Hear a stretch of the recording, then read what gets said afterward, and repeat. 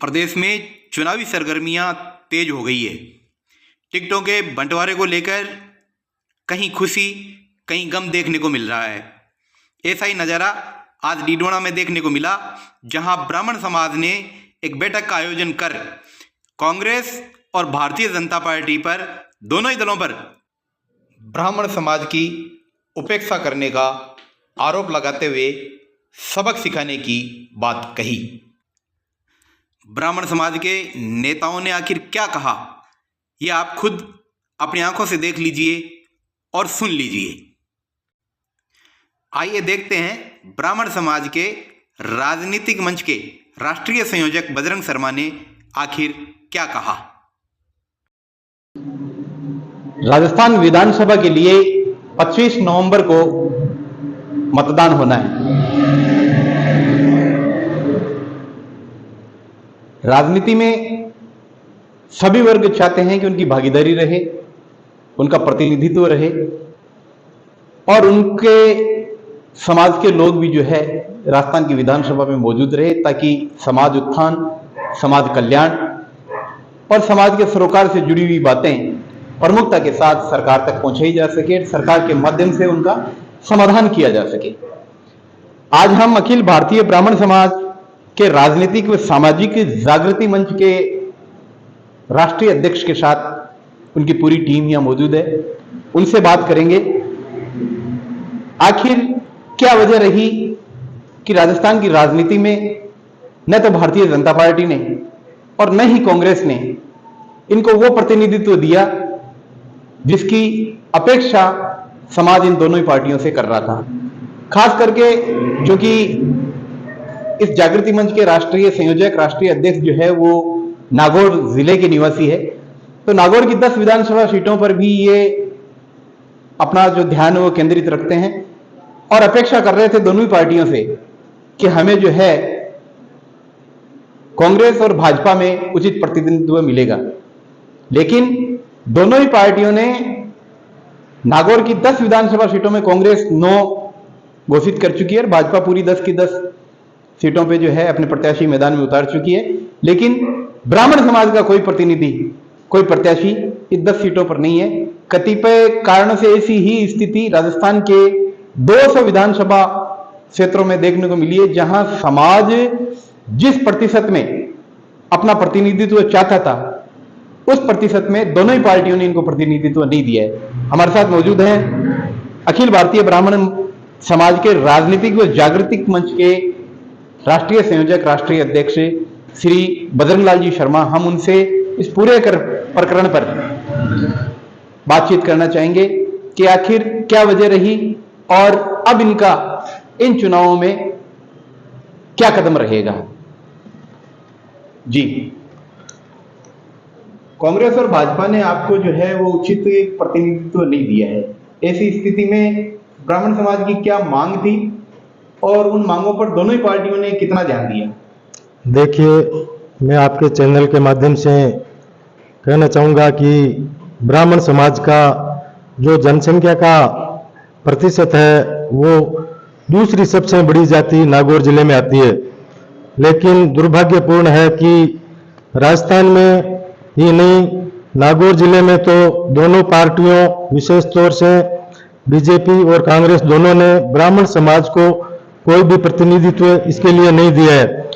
हमारे संगठन ने दोनों पार्टियों के जयपुर कार्यालय, जयपुर के जो अन्य अध्यक्ष और प्रतिनिधि और जो नेतागण है उनसे हमारा संगठन मिला, लेकिन आश्वासन के अलावा हमारे को कुछ नहीं मिला। संपूर्ण नागौर जिले में एक भी दल द्वारा एक भी सीट नहीं देना हमारे समाज के लिए दुर्भाग्यपूर्ण है। शर्मा जी ने अपनी बात रखी है, ये दोनों ही पार्टियों द्वारा किए गए इस कृत्य के लिए जो है वो दुर्भाग्यपूर्ण बताते हैं। हम इनसे जानना चाहेंगे कि अमूमन देखा जाता है ब्राह्मण समाज जो है वो लगभग भारतीय जनता पार्टी के ज्यादा नजदीक है, तो कहां कमी रही अपनी बात रखने की और आश्वासन के बाद भी इस पार्टी ने जो है उचित प्रतिनिधित्व नहीं दिया, तो कहीं ना कहीं कम्युनिकेशन गैप रहा है या बात रखने में कमजोरी रही है, इस पर हम इनसे चर्चा करना चाहेंगे। शर्मा जी, भारतीय जनता पार्टी के लगभग जो है वो देखा जाता है कि ब्राह्मण समाज जो है वो काफी करीब है, बावजूद उसके भारतीय जनता पार्टी ने जो है न तो जिले में और न प्रदेश में उचित आपको जो है वो उचित प्रतिशत में आपको जो है वो नहीं दिए मुझे। आपका कहना बिल्कुल सही है। भारतीय जनता पार्टी से अमूमन ब्राह्मण समाज जुड़ा हुआ रहता है और इस बार आशा थी लाडनू से, जहां पे हमारे 35 से 40 हजार के लगभग मतदाता है, परबसर, नावा, मकराना, नागौर, सभी से हमने पुरजोर तरीके से मांग उठाई थी, लेकिन पता नहीं किस कारण से, हो सकता है कि हमारी जो पार्टी के प्रति आस्था को नहीं देखा होगा या अन्य समाजों ने अपनी पैरवी और अच्छे ढंग से की होगी, लेकिन हम इस बात से आहत है कि हमारे को एक भी सीट पे प्रतिनिधित्व नहीं मिला अभी तक। हमारे साथ गुजरगोड ब्राह्मण विकास समिति के अध्यक्ष श्याम सुंदर जी जोशी मौजूद हैं। इनसे हम बात करेंगे कि आखिर क्या कारण रहे कि दोनों ही पार्टियों ने जो है ब्राह्मण समाज को इस बार जो है बिल्कुल नजरअंदाज कर दिया। जोशी जी, आप विस्तार से बताएं क्या वजह रही। आप तो भारतीय जनता पार्टी के बहुत करीब रहे हैं। मैं ब्राह्मण समाज हमेशा भारतीय जनता पार्टी के साथ रहा है और हमेशा पुरजोर से बीजेपी को समर्थन किया है। उसके बावजूद भी हमने जयपुर जाकर प्रदेशाध्यक्षों से डीडवाना, लाडनू, परबसर, मकराना कहीं भी एक भारतीय जनता पार्टी या कांग्रेस ब्राह्मण समाज को प्रतिनिधित्व दे, तो मुझे ऐसा लग रहा है कि भारतीय जनता पार्टी और कांग्रेस ने यह समझ लिया कि ब्राह्मणों को तो जिधर अपन कहेंगे उधर ही वोट दे देंगे। ऐसा ही हो सकता है, यही उनकी मानसिकता होगी। इसलिए मैं राजनीतिक मंच हमारा जो ब्राह्मण का है उससे मैं निवेदन करूंगा कि अब सभी सदस्यों को बुलाकर निर्णय करके अपना मत किसी भी पार्टी को दें, ये अपना कोई जरूरी नहीं है, अपन स्वतंत्र हैं। और इसलिए हम ये चाहते हैं कि हम सब मीटिंग करके 2-4 दिनों में ये कहेंगे कि हम किसे वोट देंगे। आप श्याम सुंदर जी जोशी हैं, ब्राह्मण विकास समिति के यहाँ अध्यक्ष हैं, वयोवृद्ध नेता हैं, सामाजिक कार्यकर्ता रहे हैं और लंबे समय से मैं भी इनसे जुड़ा हुआ रहा हूँ। मैंने देखा है कि भारतीय जनता पार्टी को लेकर के एक जोश और एक जुनून इनके अंदर जो है वो मैंने हमेशा देखा है। लेकिन इस बार जिस तरीके से भारतीय जनता पार्टी ने भी इनकी अनदेखी की है, कहीं ना कहीं इनके दिल में भी एक रोष, एक आक्रोश जो है वो साफ झलक रहा है। हमारे साथ मनीष जी गौड़ हैं, अखिल भारतीय ब्राह्मण समाज के राजनीतिक व सामाजिक जागृति मंच के सेक्रेटरी। तो इनसे हम जानना चाहेंगे कि आप युवा हैं, युवाओं का क्या रुझान रहेगा। सर, मैं मनीष गौड़, इसमें भाजपा और कांग्रेस द्वारा ब्राह्मण समाज को उचित प्रतिनिधि देने के कारण थोड़ी निराशा है और ये दुर्भाग्यपूर्ण बात भी है कि दोनों ही पार्टियों द्वारा उचित प्रतिनिधित्व नहीं किया गया है। इसलिए मैं ये कहना चाहूँगा कि आने वाले टाइम में, भविष्य में भी इस तरह पार्टियों के द्वारा अगर ब्राह्मण समाज का उचित प्रतिनिधित्व नहीं दिया जाता है तो शायद इन दोनों ही पार्टियों के लिए ये नुकसानदायक हो सकता है। इसलिए मैं कहना चाहूँगा दोनों ही पार्टियों को उचित नेतृत्व प्रदान करने के लिए ब्राह्मण समाज के नेताओं से वापस बातचीत करनी चाहिए, वापस कोई टिकटों में कोई समाधान हो, ऐसा कुछ निर्णय लेना चाहिए। भारतीय जनता पार्टी तो अपनी 200 विधानसभा सीटें हैं वो पूर्ण रूप से जो है प्रत्याशी घोषित कर चुकी है। कांग्रेस की 21 सीटें अभी बकाया चल रही है। तो ऐसी स्थिति में आपको नहीं लग रहा है कि आप मतलब बहुत लेट हो चुके हैं बात करने के लिए, तो क्या डिसीजन रहेगा। सर, आपकी बात सही है, पर हमने प्रदेशाध्यक्ष कांग्रेस और बीजेपी दोनों से बातचीत की है सर ने, पर ऐसा लग रहा है अब तो नामांकन की लास्ट डेट आ गई है। इस बार ब्राह्मण समाज का प्रतिनिधित्व नहीं देना ये समाज के लिए भी एक औचित्यपूर्ण नहीं है। इसके लिए हम कह सकते हैं कि आने वाले टाइम में ये दोनों ही पार्टी के लिए उचित निर्णायक नहीं होगा। आपका कहना है कि ये निर्णय ठीक नहीं रहा, लेकिन आने वाले समय में ब्राह्मण समाज को बिल्कुल जो है वो देख करके चले ये पार्टियां। इसके लिए इस चुनाव में ब्राह्मण समाज क्या करेगा। इसके लिए ब्राह्मण समाज के द्वारा मीटिंग की जाएगी। हम युवा वर्ग से संवाद करेंगे कि कैसे आपको वोटिंग करनी है और उचित नेतृत्व के लिए हम लोग अदर कोई जैसे बीजेपी कांग्रेस के अलावा अगर ब्राह्मण समाज का हित देख रहा है हम उसके लिए भी प्रयास करेंगे उसको जिताने के लिए। शर्मा जी ने बिल्कुल बहुत अच्छी बात कही है कि ब्राह्मण समाज के लिए और ब्राह्मण समाज के विकास और सरोकार के लिए अगर कोई प्रत्याशी जो कांग्रेस और भारतीय जनता पार्टी से इतर है, अलग है, वो सोचता है, वो बात रखता है, तो इनका समर्थन उसके साथ रहेगा। हमारे साथ में एक और संदीप जी गौड़ जो उपाध्यक्ष हैं, आप भी युवा हैं और काफी लंबे समय से राजनीति से आप जुड़े हुए रहे हैं, बावजूद उसके नागौर जिले की 10 सीटों पर किसी प्रकार का कोई प्रतिनिधित्व ब्राह्मण समाज को नहीं दिया गया है। तो क्या कसक, क्या टीस आपके दिल में है और अब अगला कदम क्या रहेगा? अगला कदम तो अब जो गणमान्य व्यक्ति रहेंगे समाज के, वो जो निर्णय लेंगे वही रहेगा, किसके पक्ष में आना है, किसके नहीं आना है और कहाँ हमें जाना है। और पार्टी से हमें कोई वो नहीं है, जुड़ाव किसी से भी नहीं रहा है। जो हमारे साथ हुआ है वो गलत हुआ है, तो इसलिए अब जो पदाधिकारी कहेंगे वही निर्णय हम लेंगे। युवा सब मिलके, बुजुर्ग हमारे जो भी हैं पदाधिकारी, सब एक साथ बैठेंगे और किसको समर्थन करना है, क्या करना, वो जो ये कहेंगे वही होगा।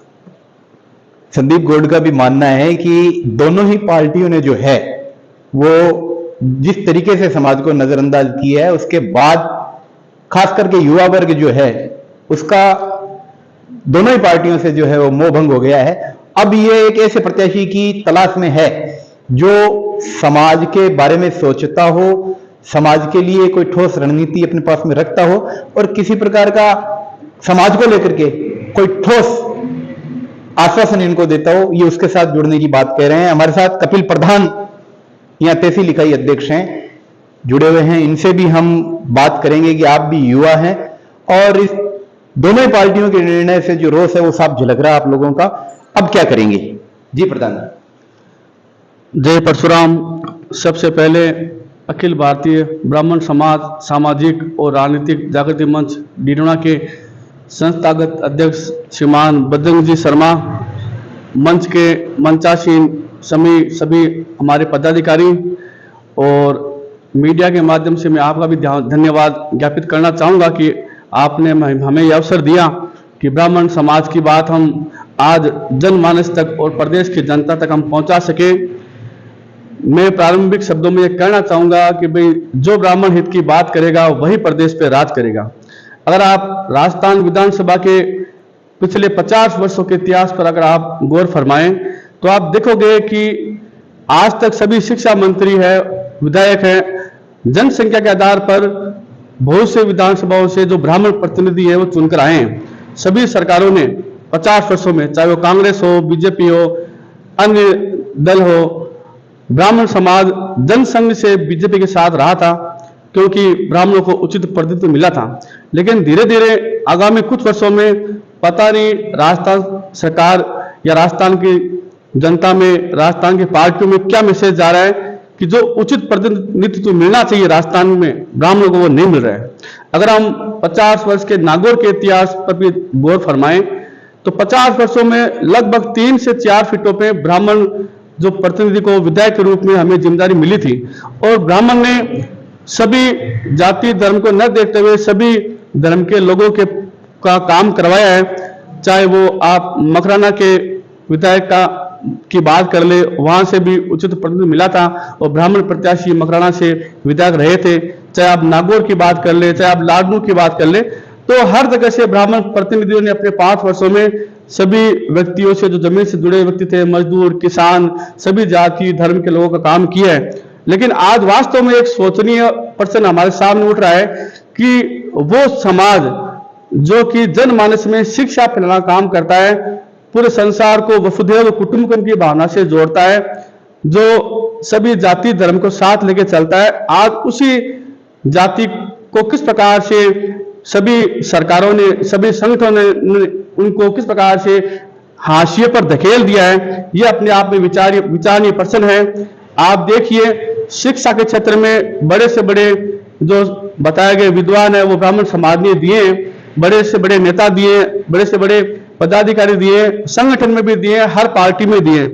तो आज जब हम 21वीं शताब्दी में जी रहे हैं जो कि एक आधुनिक काल है, तकनीकी काल है, इस काल में एक ब्राह्मण वर्ग के युवाओं को उचित प्रतिनिधित्व न देना अपने आप में ये मान के चले कि एक विचारणीय प्रश्न है। हमारा संगठन जो अखिल भारतीय ब्राह्मण समाज सामाजिक और राजनीतिक जो चेतना की राजनीति के लिए जागृति फैला रहा है, हमारा संगठन का उद्देश्य ये था। हम पिछले 4 या 5 वर्ष से राजस्थान के प्रत्येक जिले में हमारा जो जिलाध्यक्ष है, हमारा जो संगठन काम कर रहा है, और राजस्थान नहीं, भारत के लगभग आप मान के चले 17 से 18 जो स्टेट हैं उनमें हमारे प्रतिनिधि काम कर रहे हैं। आने वाले संगठन में, आने वाले समय में ये संगठन पूरे भारत के प्रत्येक राज्य में होगा।